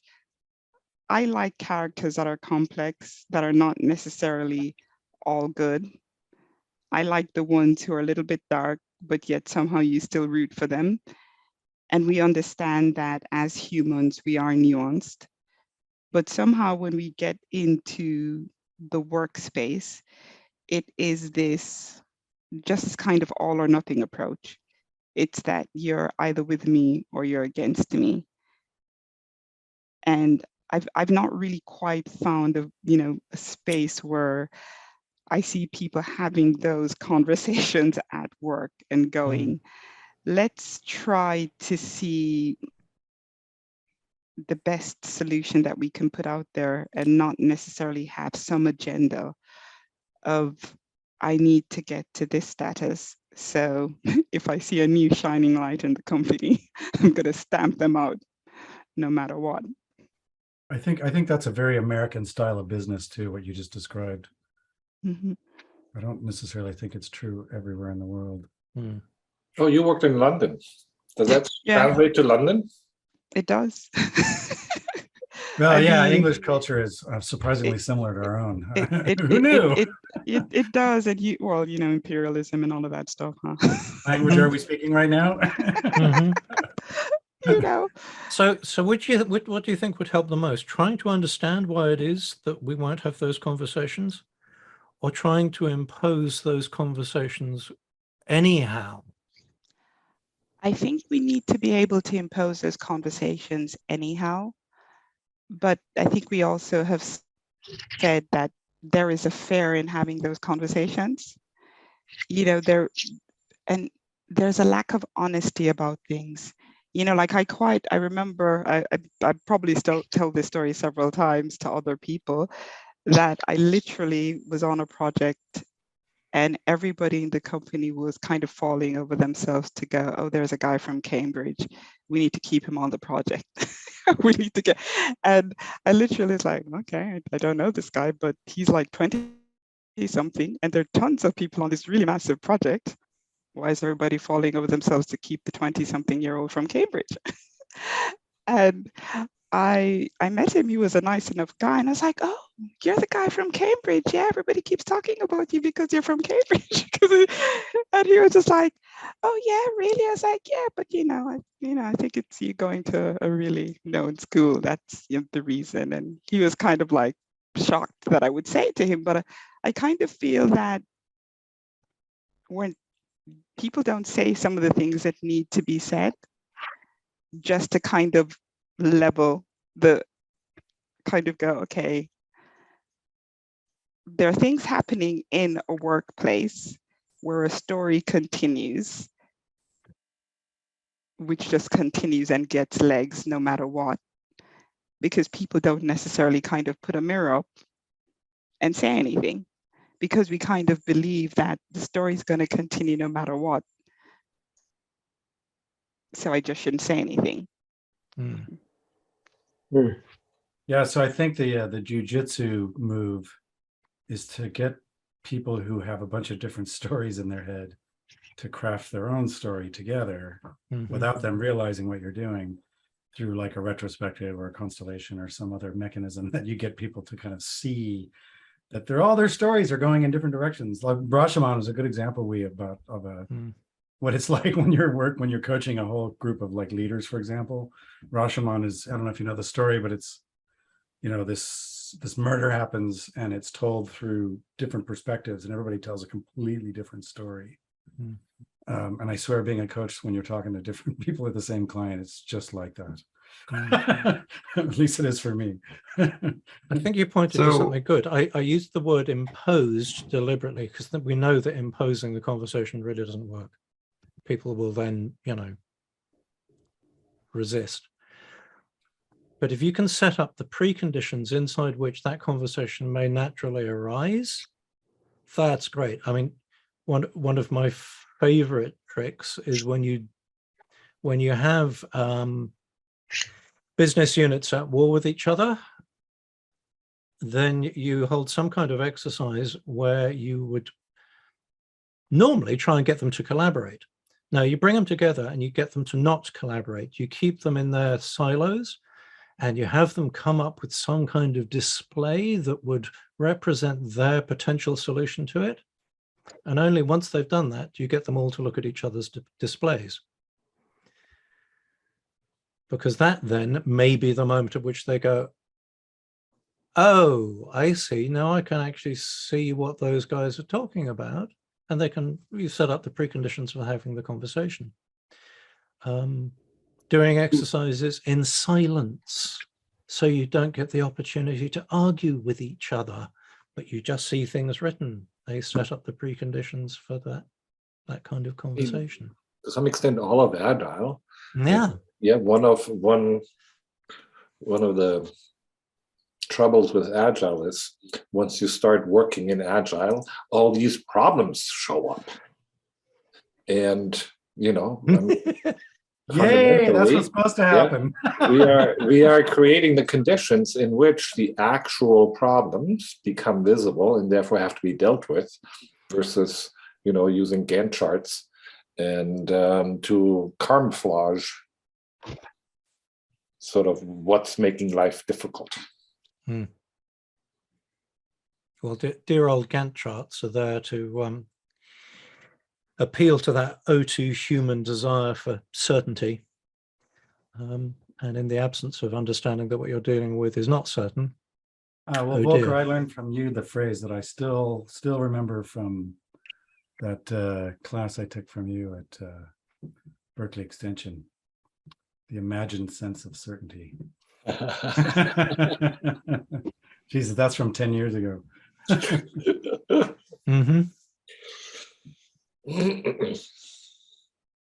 You see, leaders do cling to that, though. Like I had a really interesting conversation with a director of engineering of a very old product that had been around for 20 years, and suddenly they wanted to consider doing Agile. But before we dove into it, she wanted to find out, well, how do you do this release planning stuff in Agile? And she said, but before we begin, let me tell you how we do it now. Sorry, neighbor's dog. And she explained the traditional, Microsoft project, blah, blah, blah, blah, blah, right? And then at the end, she goes, yeah, but we know it's not right. The plan is incorrect and da da da da. I'm like, okay. So then I described how you might, some ways you might want to do it if you're doing Agile. And then she said, but how do you know? And I said, you just said to me at the end of your process that it's not correct. So what's the difference? And she laughed and she goes, yeah, okay, I see it. I actually really liked working with her. She was a rather enlightened leader. So she was a pleasure. That was fast. Yeah. Well, isn't it great that sometimes that happens in a moment. It's not a gradual learning. It's somebody going, that was a turning point, progressive complication for that good lady. When she just went, oh, I see what the problem is. Oh, yeah, you're right. Perfect. The question: if all of the leaders are psychopaths, what are we doing with Agile? How are we helping anybody? Well, that's maybe we're just trying to keep ourselves sane. I don't think it's that simple, right? Everybody tells themselves a story, and it's all everybody's a hero in their own mind, right? And there are good leaders. They're just put in awful situations. I would argue most people are good people putting in really awful situations. I would also say that even though there needs to be a degree of sociopathy to be able to excel at higher degrees of business or success or statuses of business, sociopathy itself is not something that is inherently negative to society if you provide a structuring framework that works with it. So I'm gonna pull a Feynman on that. Define sociopathy. By the DSM-5 definition. That's not helpful. No. Give me a minute, I can look it up. Someone else can pull that. But it's a neurological disorder that lacks empathy. So I would say that is even a story in itself. I'll challenge you all. Which part? Say that all leaders are. Oh yeah. No, I'm that's a myth. I'm agreeing. Not all, but there actually is some data that says there's a very high percentage of people who hit that. But profile. I'd argue if you were managing 1,000 people, and you're way beyond your Dunbar's number, if you so believe that, do you think you're going to take some missteps? Do you think you might have cascading missteps? Oh yeah, no. And I think a lot of organizations succeed more in spite of themselves because they have well-intended people who are trying to do the right. And they take on too much. Yeah. So now we have a wonderful new model of stories, and this is the Wisdom at Work meetup. And if we go with Vervaeke's definition of wisdom, like knowing the right thing to do in the right context, what are we doing with this model? Oh, why did you have to bring up that guy for? Just to bait you. So I'll give you another completely different use of stories. One that which we kind of haven't talked about tonight too. And the one that he talks about quite a bit toward the end of his series. In that story is also a mechanism in which we alter our beingness. That we can live through a story. That stories are beyond just they're beyond just telling a nice story. That there is a living into story. Like for instance, take an Aesop fable. Like what's the one? The crow and the crow and the fox and the grape and the sour grape story. Take any of them. They're kind of like literal. Take them literally. They're meaningless. They're useless. But then when you start to live into the symbolism, there's something there. Mm-hmm. There's a wisdom that it imparts on some of the stories. And you could even argue that even the tragedies and the negative stories, there's a wisdom they impart. They're cautionary tales. This is a lesson you want to learn to avoid. Yes. Exactly. No, you're right. It's all about passing on patterns that will be useful in different contexts. Right. And they're kind of one way the narrative gives you a heuristic, right? It gives you a shortcut. What about lies? What about them? What about lies? Lies that are wrapped Hey, in lies beautiful... are stories too, man. That's what I was just going to say. What about lies that are wrapped in stories that make them seem like they are true and useful, and they're not? Well, then that's kind of like, and I would say the more devious ones is the bullshit stories. Mm-hmm. The ones that they don't care whether they're lies or truth. They're truthy, right? Oh, you're talking about marketing, aren't you? Yes. And Fox Exactly. News, How about, yes. how about when your CEO mails a blank CD to the customer, assuming that the customer is further behind than we are, so he's not going to look at it, and they did. Our recording, Eric, if you're under any But, NDA. No, I won't name names. I won't name names. but I think aren't lies useful? I mean, there's a reason why they exist. So now you're getting into like the moment that Andrew brought up the comment of to a negation of a negation, immediately in my head comes up with this idea that it's part of my homework related to the ethics side of it. That there's something called, just literally recently introduced this term, moral entrepreneur. And you are a recycler of evil into good. That you might on the behalf of good, might tell a couple white lies. You know? So by the way, what if you didn't tell the truth? But hey, at the end of the day, if it's for the better of the whole, what's wrong with that? It sounds like Robin Hood or leverage. Well, by the way, you missed, because you're a little late on, that we made an agreement for no spoilers for House of Dragons last episode. All right. Which I caught that part. That part. Oh, you did. Oh, good. I don't watch it, so I don't even have AMC, so I don't know, right? Don't say a word, because Edward will come around to your house. Or is it HBO? It's HBO, right? Yeah, but yeah, more entrepreneurship, right? Well, I mean, so if you think about it, right? Yeah, there are tons of people who lie, and they lie compulsively, but every day throughout life, you know, we kind of do little white lies. Oh, thank you. I really love the gift. It's really awesome. You know, and there is some usefulness, because you're feeding into the story of this person going out and buying you this gift that they said you're going to love. And you're just like, oh, thank you, Gran. I really love it.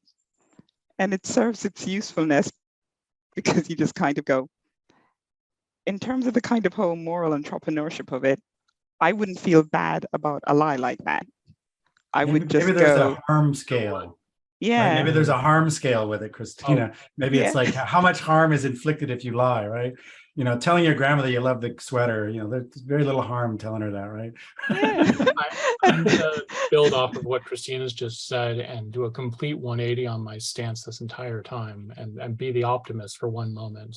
Oh, so you don't want the spoiler from... No, never mind.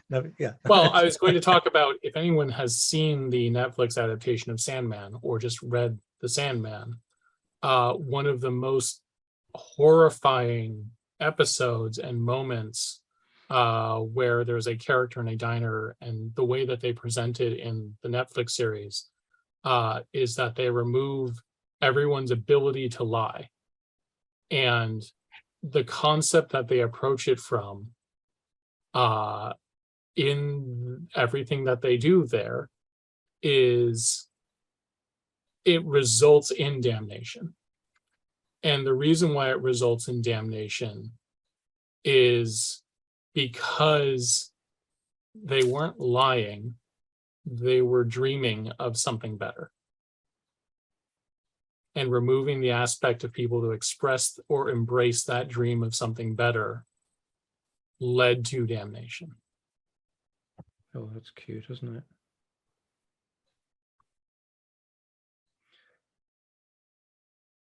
So something it's a bit deeper into the whole story grid thing, but I actually think I want to throw it in there. One of the things that they teach is how to keep a story moving by paying attention to energetic difference. And by energetic difference, I mean action to reaction. And they point out that a lot of what you're dealing with is someone's agency, their ability to act, which is constructed from what is available to them from their environment, themselves and others, and of what is available to them, what do they then have the capacity to use to move ahead? And that a lot of the where stories get really interesting is where you watch how there is a difference in energy between someone doing something to try and move their game ahead and how somebody else then interacts with it. Do they support their agency? Do they redirect it towards their own ends? Or do they try and block it? Those are the three basic moves. And that they could be applied either in a good way or in a harmful way, or on a spectrum of good and harm. And I got to say that I really like that little set of distinctions to come back to what we're thinking about. How do we help people operate in the workplace? So what is actually available to them to do, and what, given their environment, their interactions with others and their interactions with themselves, could they actually do from what is available to them? Because when you think about things like that, it starts to make complete sense that somebody might go, well, I know I was told to do this, but I got to do that, because if I don't, I'm going to get myself fired. Or I've just got to climb over the backs of my team and be successful, because otherwise my belief that I still have to prove to my grandmother that I'll come to something won't come true, or whatever it is, the ingredients that actually apply to their agency and what interacts with them to move it ahead, redirect it, or block it. And what you're talking about when it comes to lies could do any of those things for good or for evil, right? And then there's a teleological thing going on too, right? That you tell a lie and I'll do it, and somehow I'll improve myself out, or something like that. Yeah.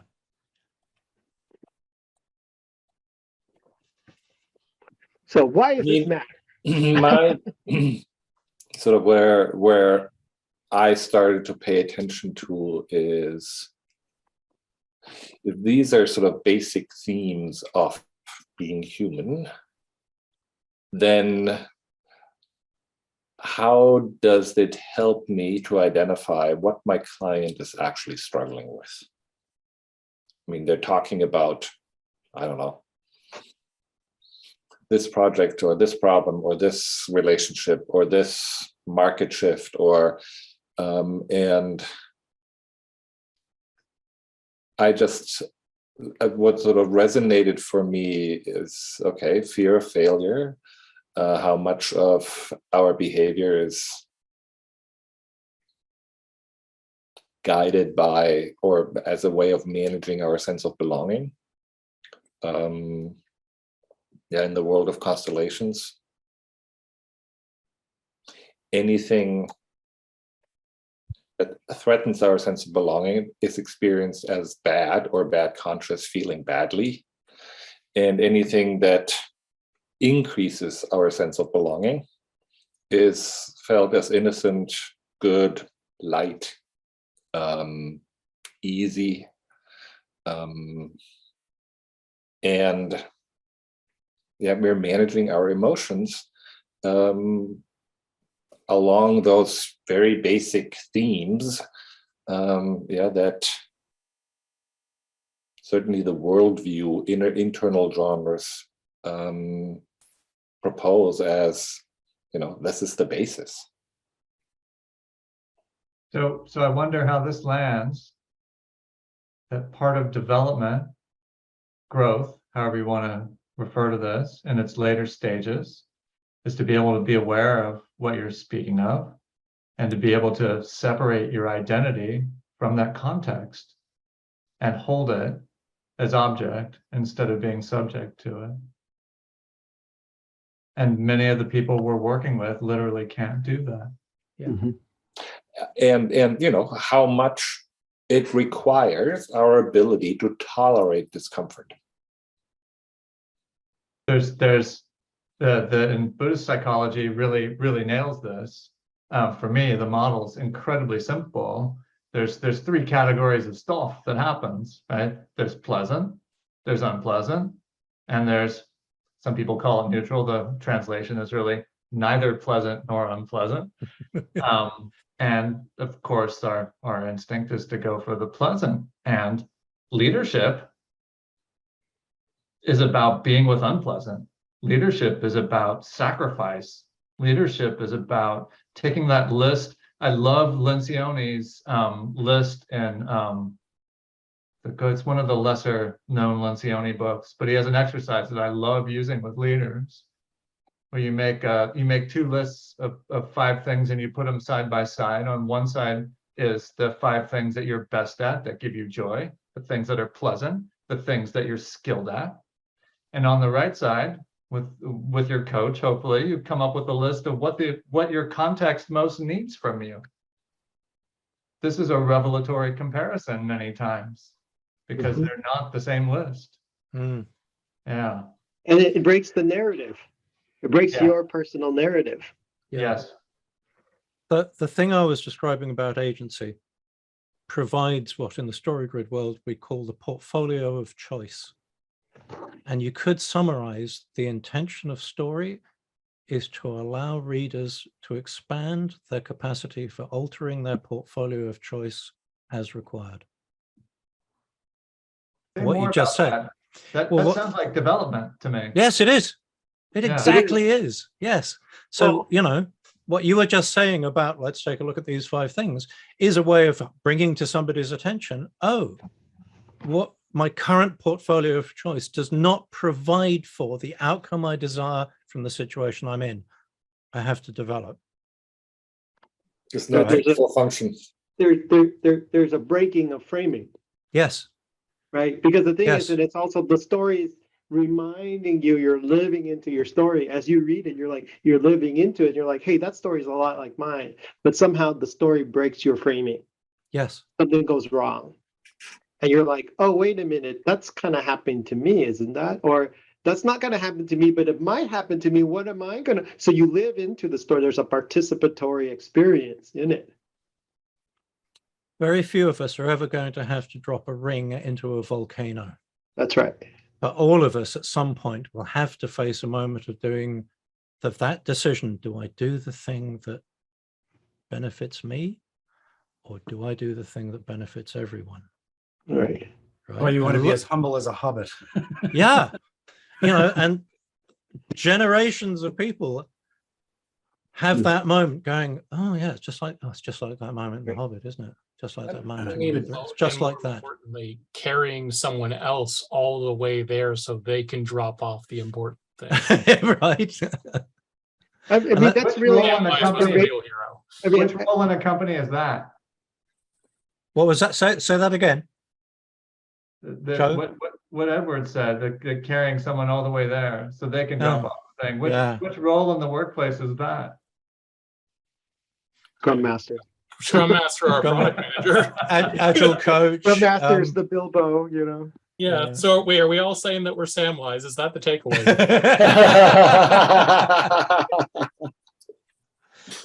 Wow. Samwise or Gollum? I've definitely worked with a couple of people that were in the Gollum range, that's for sure. Anybody familiar with Terry Real? Terry Real, no. I know that name. Where have I heard it? He's a relationship therapist. Yeah, I heard a podcast. He was on Coach's Rising recently, I think. Yeah. And his big reframe for couples is that, a lot of what creates conflicts in couples is the battling of will of whose need or wants, if they're competing interests or competing needs and wants, where to strike the balance. And his reframe is a relationship is an ecosystem, and you can't get happy without your partner. There's just no, so however you figure out how to sort of maximize the benefit in the relationship ecology, if the relation or the third entity or the higher level entity, that's doing, being happy to do what you must do. Surprised you didn't say Gestalt. You can probably pronounce it better than me. I was gonna say, wait, isn't that codependence? Well, as I said, it could go good, I think that's or it could go bad. That's that's a very early evolutionary attempt of doing that. I think his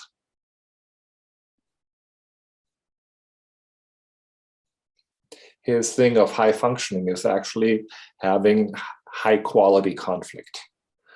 So earlier when we talked about functional families, there was something about happy families. It's like, no, that's not what we're after. Or lack of conflict or lack of challenge. It's that fit for function, where if you are facing a new life situation and neither one is well equipped, now you're having a crisis, and now that need to level up arises, and that's going to be messy. so I think high functioning again goes sort of in that territory of the ability to be uncomfortable and stay functioning. So in a way, this kind of does circle back to the heroine's journey. Because the idea of the hero's journey is that they're able to go, they succeed, they come back. But the heroine's journey as an extension is that once they come back and they've thought that they've done everything that they need to do, among other things, having distanced themselves from the feminine aspects of what they're working with or anything else, and accomplished, they hit a point of false accomplishment. They hit a point of, and I think Andrew mentioned this earlier, success through, or rather, failure, although you are marking yourself as a success. And the way that the completion of that journey happens is entering total destruction and then reincorporation and synthesis, where I think that falls to the idea of high functioning conflict. And I'm no expert here, and I have a lot to learn and read, because I'm working to be able to distance myself from my own, what the entire world doesn't work like the West Wing prejudices. But there's something to, if everyone tried to live their life like Star Wars, that we'd actually have, it wouldn't be as good a world as they think it is. What's an example of a heroine's journey story off the top of your head? And this is partly where I'm engaging with just learning more about it overall. So I think I would open that to the rest of the group if anyone has more experience in that area. I don't. I can pull from Wikipedia, but that's not going to. Heron's Journey is in my stack to get to, but I haven't read it. I know that the Story Grid guys have included it in their work. I've heard multiple references to Katniss Everdeen in the Hunger Games as an example of it. Yeah. Guys, I'm aware that we are actually at time. And while I'm happy to leave things rolling, if for some the conversation is still in, there's embers there. But at the same time, if anybody is at a point in their day where they need to go and feed themselves or feed others or walk the cat or de-louse the dog or whatever it is that they have to do, I get that. I noticed that Will, who's been listening, is somewhere in, I'm guessing, Queensland. And so that'd be a very different time of day. By the way, if you're still listening, Will, I lived in Brizzy for a decade, so very familiar with that part of the world. So, what happens as ever, next time? we have, I haven't got a next time set up yet, but what I wanted to say was, as ever, hardly ever do we have one of these sessions and come up with answers. And I'm absolutely fine with that. I'm much more interested in providing you with questions. So yeah, another one of Feynman's great things. I'd much rather have questions I can't answer than answers I can't question. And that's really a big intent here, is to leave you guys maybe eventually with an expanded portfolio of choice, because you go away from this going, wait, what were they on about? And having that little pebble in your shoe eventually leading to a moment of going, oh, that's what they're on about. That's useful. So if anybody does, do feel free to let us know here. We do like to know stories of people having used our stories. Is there anything that anybody actually would like to say or do or hear? I'm going to take off, so thank you very much. Eric, it's been a delight. We should catch up soon. Take care. Great having you here, man. Yeah. Take care. Good to see you. Anything else? Anything else from anyone? Because if not, I'd invite Volker and Louis to stick around. And for the rest of you, I would say thank you so much. And I'm now declaring this Wisdom at Work session complete. And thank you all.